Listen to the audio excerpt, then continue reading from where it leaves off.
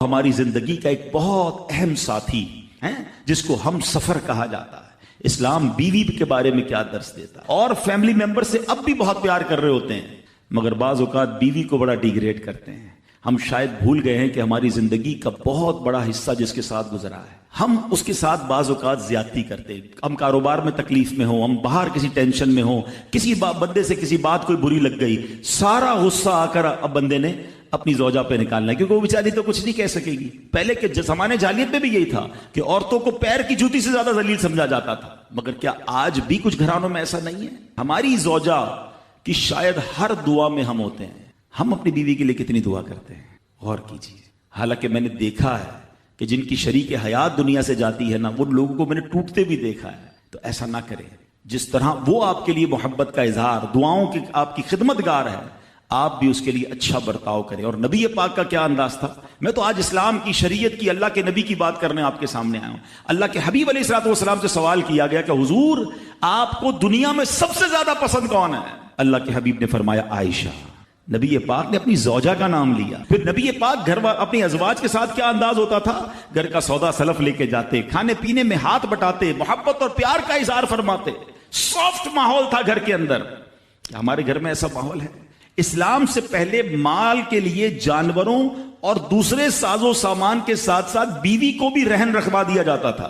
جیسے پیسے کوئی رہن رکھواتا تھا نا، بیوی بھی ایک مال کی طرح تھی، لوگ گروی رکھوا دیتے تھے اپنی بیوی کو۔ یہ اسلام سے پہلے عورتوں کا حال تھا، بیویوں کا حال تھا۔ اللہ اکبر! اسلام نے نکاح کے ذریعے عورت کو مرد کے آدھے ایمان کا محافظ قرار دے دیا۔ قرآن کہتا ہے وَعَاشِرُوهُنَّ بِالْمَعْرُوفِ، ان سے اچھا برتاؤ کرو۔ اسلام نے بیویوں کے ساتھ اچھا برتاؤ کرنے والے کو سب سے بہترین قرار۔ واقعی عقل مند خواتین اس بیان کو سنیں گی تو وہ جو مسکنسپشن پیدا کیا جاتا ہے کہ جناب اسلام میں عورتوں کو آزادی نہیں ہے، جناب اسلام میں عورتوں کے لیے گھٹن ہے، اللہ اکبر! ذرا پہلے اسلام سے پہلے کے حالات پڑھو اور اس کے بعد اسلام کے آنے کے بعد عورتوں کو کیا شاندار مقام میرا دین دیتا ہے۔ اللہ کے نبی نے دا بیسٹ لوگوں کی جب مثال بیان کی، بہترین لوگوں کی مثال بیان کی، تو نبی پاک فرماتے ہیں، ترمذی کی حدیث ہے، سب سے بہتر وہ ہے جو اپنے اہل کے لیے بہتر ہو، یعنی اپنی فیملی کے لیے بہتر ہو۔ اور آقا فرماتے سنو میں تم سب سے زیادہ اپنے اہل کے لیے بہتر ہوں۔ نبی پاک سب سے زیادہ اپنی فیملی کے لیے بہتر۔ نبی پاک علیہ الصلوۃ والسلام سے ایک شخص نے پوچھا حضور شوہر پر بیوی کا کیا حق ہے؟ تو آپ نے فرمایا جب وہ کھائے یعنی شوہر کھائے تو بیوی کو کھلائے، جب لباس پہنے اسے بھی پہنائے، اس کے چہرے پر نہ مارے، اسے بدصورت نہ کہے، اور اگر سمجھانے کے لیے اس سے علیحدگی کرنی پڑے تو گھر میں ہی علیحدگی کرے۔ اللہ اکبر! ایک بار حضرت عمر فاروق رضی اللہ عنہ کی بارگاہ میں، سنیے گا بڑا دلچسپ واقعہ۔ سیدنا عمر فاروق کا کتنا بڑا نام ہے، آپ کے جلال کی، آپ کی عدالت کی مثالیں دی جاتی ہیں، بڑے بڑے لوگ آپ کے سامنے تھر تھر کانپتے تھے۔ آپ کا گھر میں انداز کیا تھا کہ ایک شخص آیا کہ میں حضرت عمر کے پاس جاؤں اور بتاؤں میری بیوی جو ہے مجھ سے اس طرح بات کرتی ہے، اور میرا وہ انداز نہیں ہوتا جو شوہر کے سامنے ہونا چاہیے، ہوتا ہے گھروں میں ہو جاتا ہے۔ تو حضرت عمر کے دروازے پر پہنچا نا، تو اندر سے اسے سیدنا عمر فاروق رضی اللہ تعالیٰ عنہ کی زوجہ ام کلثوم رضی اللہ تعالیٰ عنہ کی ناراضگی کی عالم میں گفتگو کرتے ہوئے سنا۔ وہ حضرت عمر سے بات کر رہی تھی، تو وہ شوہر سوچنے لگا کہ میں تو اپنی بیوی کی شکایت لے کر آیا تھا، حضرت کے تو گھر کا بھی معاملہ ہی ایسا ہی ہے۔ تو وہ کہتے میں واپس ہونے لگا، حضرت عمر نے بلا لیا، کیوں آئے تھے؟ تو کہا کہ میں تو حضرت اپنی بیوی کی شکایت کرنے آیا تھا، مگر میں آپ کے دروازے پر آیا، آپ کا بھی معاملہ ہی ایسا ہی ہے، تو میں سمجھ گیا ہم دونوں ایک ہی معاملے میں ہی ہیں۔ اب حضرت عمر نے جو ان کی تربیت فرمائی نا، آپ نے فرمایا میری بیوی کے مجھ پر چند رائٹس ہیں، چند حقوق ہیں، مجھے اس سے چند فائدے حاصل ہوتے ہیں جس کی بنا پر میں اس سے درگزر کرتا ہوں۔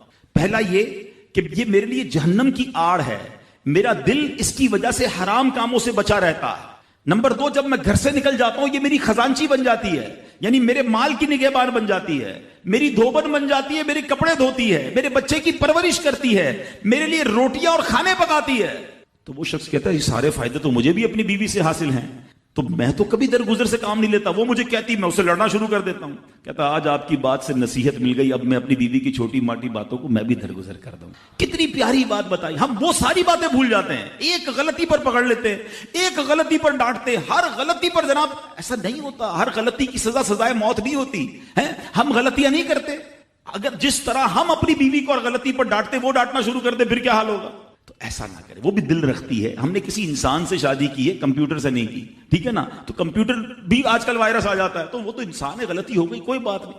تو سبحان اللہ, اتنا پیارا آخری نبی رسول ہاشمی صلی اللہ تعالی علیہ وسلم, جسے کوئی اہم حاجت درپیش ہو وہ مجھ پر کثرت سے درود شریف پڑھے, کیونکہ درود پاک دکھ, درد اور مصیبتوں کو دور کرتا اور رزق میں اضافہ کرتا ہے. تو جب بھی کوئی مشکل آئے, پریشانی آئے, تکلیف آئے, ٹینشن آ جائے, تو اس کا بار بار اظہار کرنے سے ٹینشن دور نہیں ہو جاتا. کوئی بھی مشکل آتی ہے بندہ سبھی کو بتاتا پھرے, بار بار ذکر کرتا رہے کہ یار بڑی مشکل میں ہوں, بڑی پریشانی میں ہوں. شاعر کہتے ہیں نا کہ دکھوں نے تم کو جو گھیرا ہو تو درود پڑھو, دکھوں نے تم کو جو گھیرا ہو تو درود پڑھو, جو حاضری کی تمنا ہو تو درود پڑھو. تو جب ٹینشن دور کرنے کا, مشکل دور کرنے کا, پریشانی دور کرنے کا وظیفہ مل گیا ہے, چابی مل گئی ہے, تو پھر فضول باتیں کرنے کی بجائے ہمیں درود پاک کی کثرت کرنی چاہیے. صلو علی الحبیب صلی اللہ تعالی علی محمد صلی اللہ علیہ وسلم. آج میں آپ کو اللہ کے ایک نبی کا واقعہ سنانا چاہتا ہوں. یہ واقعہ قرآن مجید میں بہت تفصیل کے ساتھ موجود ہے, اور یہ واقعہ ایسا ہے کہ میں ان نبی علیہ الصلوۃ والسلام کے عمل کا نام لوں تو نبی علیہ الصلوۃ والسلام کا نام آپ کے ذہن میں خود ہی آ جائے گا. یعنی انہوں نے وہ عمل ایسا کیا کہ اب ان کے نام کے ساتھ وہ عمل ایک خاص ٹیگ بن گیا ہے. اور اگر میں اب عمل بتاتا ہوں, نام آپ خود بتائیں گے. اور ان کا عمل تھا کہ ان کے اندر کمال صبر تھا. اب یہ صبر کرنے والے نبی کون ہیں؟ صبر ایوب علیہ السلام. مشہور ہے دنیا میں کہ ایوب علیہ السلام کا جو صبر ہے وہ ضرب المثل بن گیا, وہ ایگزامپل بن گیا. صبر تو بہت سارے لوگوں نے دنیا میں کیا, مصیبتیں تو بہت سارے اللہ والوں پر آئیں, مگر حضرت ایوب علیہ الصلوۃ والسلام کو اس قدر کمال کا صبر جو ان کا تھا وہ کیا واقعہ ہے. تو آج مشکلیں ہیں, پریشانیاں ہیں, ٹینشن ہیں. لوگ جب پریشان ہوتے ہیں تو صبر کا دامن تھامنے کی بجائے نارملی بے صبری, شکوے اور شکایات کی طرف جاتے ہیں.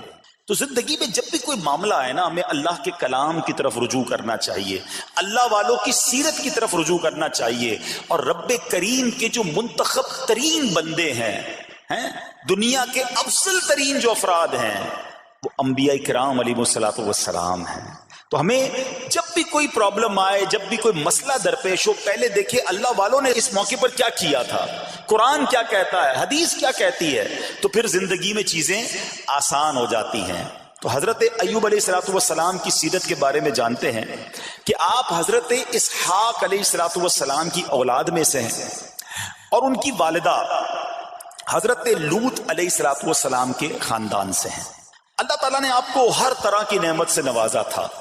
آپ حسن و صورت والے بھی تھے, یعنی آپ کو اللہ پاک نے بہت خوبصورت بھی بنایا تھا, اور اللہ کریم نے مال بھی بہت دیا, اولاد میں بھی کثرت دی. یعنی ویل آف لائف تھی, خوبصورتی بھی ہے, مال بھی ہے, اولاد بھی ہے. اچھا, پھر ظاہر مال تھا تو گھر بھی تھے, جانور بھی تھے. اس زمانے میں جو ویلتھ ہوتی تھی, جو پیسہ ہوتا تھا, وہ جانوروں کی صورت میں ہوتا تھا. آج کل لوگ گاڑیاں رکھتے ہیں, سونا زیورات رکھتے ہیں, اس زمانے میں جانور ہوتے تھے. بلکہ اب بھی اگر پاکستان کے بھی آپ انٹیریئر کے ایریا میں چلے جائیں, گاؤں گوٹھ میں جائیں, تو لوگ اپنا مال و دولت سے جانور ہی خرید رہے ہوتے ہیں. ان کے نزدیک یہی ان کا جو ہے وہ جو بھی ان کا کاروبار ہوتا ہے اور مال ہوتا ہے. اب آپ پر امتحان آیا, آزمائش آئی. اور وہ آزمائش کیسے آئی کہ پہلے آپ کا مکان گرا, اور خاندان کے جتنے افراد تھے اور آپ کے بیٹے تھے, جتنے بھی آپ کے بیٹے تھے نا, وہ سب اس مکان کے تلے دب کر انتقال کر گئے. اللہ اکبر. آپ کو آ کر خبر دی جاتی گئی کہ حضور آپ کا مکان گر گیا ہے, آپ کے بچے دب گئے اور دب کر ان کا انتقال ہو گیا ہے. آپ فرماتے تھے میرا کیا ہے, جس کا تھا اس نے لے لیا, جب تک اس نے مجھے دے رکھا تھا وہ میرے پاس تھا, جب اس نے چاہا اس نے واپس لے لیا، اسی نے دیا تھا نا۔ تھوڑی دیر بعد خبر آئی کہ آپ کے جتنے جانور تھے، ہزارہا اونٹ تھے، بکریاں تھی، ریوڑ کے ریوڑ تھے، سارے جانور جو ہیں وہ مر گئے۔ کسی نے آ کر کہا کہ اب آپ کی جتنی دولت تھی، جتنے جانور تھے، وہ بھی مر گئے۔ سبحان اللہ، آپ اللہ کا شکر بجا لاتے، کہتے یا اللہ، جو رب کا تھا اس نے واپس لے لیا، اسی کا تھا، جتنی دیر چاہا میرے پاس رہا، واپس لے لیا اس نے۔ میں اپنے رب کی رضا پر راضی، میں اس امتحان پر راضی ہوں۔ اللہ اکبر۔ اب کیا ہوا کہ آپ کی تمام کھیتیاں اور جو باغات تھے، بہت بڑی زمینیں تھی، بڑے بڑے کھیت تھے، وہ بھی سارے کے سارے برباد ہو گئے۔ کسی نے پا کر بتایا کہ حضور اب تو کھیت بھی گئے، اب باغات بھی گئے۔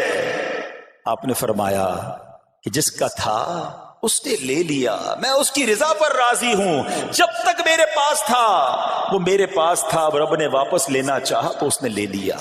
اب he was empty handed، یعنی اب کچھ بھی نہیں تھا، نہ بچے ہیں، نہ مال ہے، نہ جانور ہے، نہ مکان ہے۔ مگر حضرت ایوب علیہ السلام کی زبان پر پھر بھی شکر ہے، اب بھی شکر ہے، شکوہ نہیں ہے کہ اللہ میں تیری رضا پر راضی ہوں۔ لیکن ابھی امتحان ختم نہ ہوا تھا، اور اس امتحان کے پیچھے بعض مفسرین نے ایک اور قول بھی نقل کیا کہ شیطان نے حضرت ایوب علیہ السلام کو دیکھ کر اللہ کی بارگاہ میں کہا کہ مولا، یہ تیرا بندہ اس لیے تیرا شکر گزار ہے کہ تو نے اسے بڑا نوازا ہے، بڑا مال دیا ہے، اولاد دی ہے، گھر دیا ہے۔ اب رب کریم نے حضرت ایوب پر امتحان بھیجا تاکہ پتا چلے کہ میرے نیک بندے امتحان کے بعد بھی صبر کرتے ہیں۔ لیکن اب سب چلا گیا نا، تو شیطان نے کہا کہ ابھی جان تو باقی ہے نا، صحت تو باقی ہے۔ اللہ اکبر۔ مزید آزمائش آئی اور یہ ہوا کہ آپ کو بیمار کر دیا گیا۔ مبارک جسم پر بڑے بڑے آبلے پڑ گئے، پھوڑے جس کو کہتے وہ پڑ گئے۔ اس حال میں آپ کے سارے دوست بھی آپ کو چھوڑ کے چلے گئے۔ آج کل ویسے بھی حال ایسا ہی ہے جناب، جب تک پیسہ ہے، شہرت ہے، آپ کے پاس کوئی مال ہے تو آس پاس بہت سارے لوگ ہوتے ہیں، مگر جب یہ سب چیزیں چلی جائیں نا تو بعض اوقات ایسی کنڈیشن میں اپنے اور پرائیوں کی جانچ بھی ہو جاتی ہے کہ اب کون کھڑا ہے۔ دوستی مال کے لیے تھی، دوستی شہرت کے لیے تھی، دوستی منصب کے لیے تھی، یا کسی کی ذات سے واقعی خالص دوستی تھی؟ اب کیا ہوا، آپ کے سارے رشتہ دار، سارے دوست بھی دور چلے گئے، سوائے آپ کی فرما بردار زوجہ تھی جن کا نام تھا رحمت بن افراہیم، اور یہ حضرت یوسف علیہ السلام کی پوتی بھی تھی، اللہ کے نبی کی آل سے تھی، وہ آپ کی خدمت کرتی رہی۔ اب جسم پر پھوڑے ہیں، آبلے ہیں، ایک بیوی ہے، نہ پیسہ ہے، نہ مال ہے، نہ بچے ہیں، واٹ ایور جو تھا سب ختم، مگر زبان ہے کہ اس پر پھر بھی اللہ کا ذکر جاری ہے، پھر بھی شکر جاری ہے، پھر بھی صبر ہے۔ بات کرنا آسان ہے جناب، مشکل آئے اور صبر کرے بندہ، اصل امتحان یہ ہے۔ زباں پر شکوائے رنجو علم لایا نہیں کرتے، زباں پر شکوائے رنجو علم لایا نہیں کرتے، نبی کے نام لیوا غم سے گھبرایا نہیں کرتے۔ ہم میں سے کسی پر ایسی آزمائش نہیں آئی نا، چھوٹی موٹی آزمائشیں تو آتی رہیں گی۔ ایک بات یاد رکھنا، یہ زندگی کی جو گاڑی ہے نا، یہ مسائل کے پہیوں پر ہی چلتی ہے۔ ہمیں بعض اوقات کسی کی گاڑی، کسی کا مکان، کسی کا خوبصورت چہرہ، کسی کی مسکراہٹ دیکھ کر لگتا ہے یار یہ تو دنیا کا سب سے سخی آدمی ہے۔ ایسا نہیں، کوئی یہ نہ سمجھے کہ سارا جہان جناب سخی ہے اور میں اکیلا دکھی ہوں، ایسا نہیں ہوتا، بلکہ ہر اس جہاں میں تقریباً ہر بندہ ایسا ہوتا ہے جس کے ساتھ کوئی نہ کوئی دکھ لگا ہوا ہوتا ہے، کوئی نہ کوئی پریشانی ہے، کسی کو مال کی پریشانی، کسی کو روزگار کی پریشانی، کسی کو بیماری لگی ہے، کسی کو اور ٹینشن ہے۔ تو یہ کبھی بھی نہ سوچے کہ میں زندگی گزاروں گا اور کوئی ٹینشن نہیں آئے گی۔ تیار رہو امتحان کے لیے، امتحان ضرور آنا ہے۔ اب کمال یہ ہے کہ اس امتحان میں پاس کون ہوتا ہے۔ حضرت ابراہیم پر امتحان آیا، زبان پر صبر ہے، شکر ہے، شکوہ نہیں ہے۔ اب کیا ہوا کہ آپ کا سال ہاں سال تک یہ حال رہا. یہ 2-4 مہینے کا پرابلم نہیں تھا، کئی سال تک آپ بیمار رہے. آپ کی زوجہ جو ہے وہ خدمت کرتی رہی. اچھا یہاں ایک غلط فہمی دور کر دوں کہ کچھ لوگ یہ کہتے ہیں، یہ کتابوں میں پتہ نہیں کچھ کتابوں میں لکھ دیا گیا کہ حضرت ایوب علیہ السلام کو معاذ اللہ کوڑ کی بیماری ہو گئی تھی. ایسا بالکل نہیں تھا. کوڑ کی بیماری نہیں ہوئی تھی، بلکہ نہ کوڑ ہوا نہ جزام ہوا. آپ کو جسم پر پھوڑے پھنسیاں جن کو کہتے ہیں آبلے نکل آئے تھے. کیونکہ کوڑ کی بیماری وہ ہوتی ہے کہ جس سے لوگ نفرت یا حقارت کرتے ہیں. اللہ کے کسی بھی نبی کو کبھی بھی کوئی ایسی بیماری نہیں ہوئی جس کی وجہ سے لوگ اس سے حقارت یا نفرت کریں یا دور بھاگیں. کیونکہ اللہ نے ان نفوس قدسیہ کو، ان نیک بندوں کو، ان منتخب شخصیات کو لوگوں کی ہدایت کے لیے بھیجا ہے. ان کو کبھی کوئی ایسی چیز نہیں ہوئی کہ جس سے لوگ گھن کھا کر دور بھاگیں. تو یہ بالکل غلط ہے. البتہ آپ کے جسم پر آبلے تھے، پھوڑے تھی، اور اللہ اکبر آپ اس حال میں کیا رب سے عرض کرتے تھے؟ آپ عرض کرتے تھے، قرآن میں یہ الفاظ موجود ہیں، انی مسنی الضر وانت ارحم الراحمین. ترجمہ کیا ہے؟ مجھے تکلیف پہنچی اور تو سب مہر والوں سے بڑھ کر مہر والا ہے، رحم کرنے والوں میں سب سے بڑھ کر رحم کرنے والا ہے. یعنی اللہ کی بارگاہ میں یہ عرض کرتے تھے، یا اللہ تکلیف پہنچی ہے، رحم تو نے کرنا ہے، تو ارحم الراحمین ہے. زمانے سے نہیں کہتے تھے. یہاں ایک اور پرابلم ہے. میں کوئی مسئلہ ہوتا ہے، پرابلم آتی ہے، ہم ساری دنیا سے کہتے ہیں یہ مسئلہ ہو گیا، یہ پرابلم ہو گئی. نہیں، ساری دنیا میں سے کوئی آپ کا مسئلہ حل نہیں کر سکتا. اس سے بات کرو نا جو مسائل کو حل کرنے والا ہے، اس سے عرض کرو نا جو مصیبت کو دور کرنے والا ہے.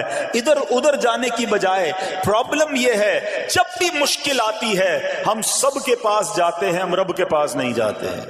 جاؤ اس کے پاس جو حل المشکلات ہے، جو مصیبتوں کو حل کرنے والا ہے، اس کی بارگاہ میں فریاد کرو. وہ شاعر کتنی پیاری بات لکھتے ہیں نا، یہ بہت سارے لوگوں کے لیے درس ہے جو اپنی پرابلمز کے لیے دنیا والوں کے پاس جاتے ہیں. ارے اگر پکارنا ہے تو اللہ کی بارگاہ میں پکارو، التجا کرنی ہے تو اللہ کے حبیب سے عرض کرو نا. شاعر لکھتے ہیں، کسی کا احسان کیوں اٹھائیں، کسی کو حالات کیوں بتائیں، کسی کا احسان کیوں اٹھائیں، کسی کو حالات کیوں بتائیں. تمہیں سے مانگیں گے تم ہی دو گے، تمہارے در سے ہی لو لگی ہے.